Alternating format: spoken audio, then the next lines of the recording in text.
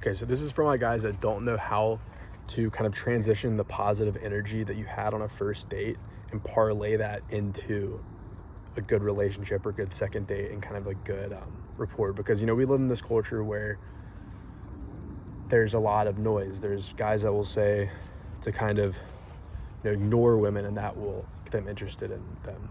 But there's other guys that will say, you know, you need to completely lead and do whatever you want and be super direct. And both those things work under the right context. But regardless of any of those things, here's going to be a tactical thing that I honestly can't believe I'm sharing on here publicly, but I've helped guys implement, and guys have gotten girlfriends and good relationships through using this tactic that may or may not resonate with you. You may or may not want to do it depending on your personality type. This is just what I'm into.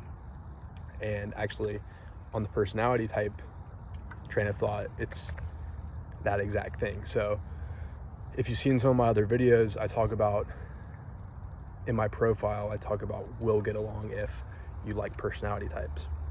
And so naturally on the first date, we talk about personality type. I'm like, oh, what's your personality type? And 50% of the time, maybe they'll be like, oh yeah, you talking about the 4-letter one, the Myers Briggs? Yeah, and that's usually the popular one. It's the MBTI, Myers Briggs Personality Inventory. It's the 4-letter one. I'm an ENTP. If you know yours, leave yours in the description, in the comments. But so a lot of times, sometimes they'll know it, sometimes they won't. Sometimes they'll say, oh, and so what I say is, after we get done here, you're gonna go home and take the test and send me your results. And that's the trick. The trick is, at the end of the date, I say, don't forget your homework, because I'm taking that leader position. Because a lot of girls go to school, more girls go to school than guys now, and girls are good at following directions from professors and teachers. So I assume that position of don't forget your homework, retake that personality test. And if they have done the Myers-Briggs, and even more advanced hack with this is you can get them to do the HEXACO, which I recommend even more. That's a more advanced personality test. It's the honesty, humility.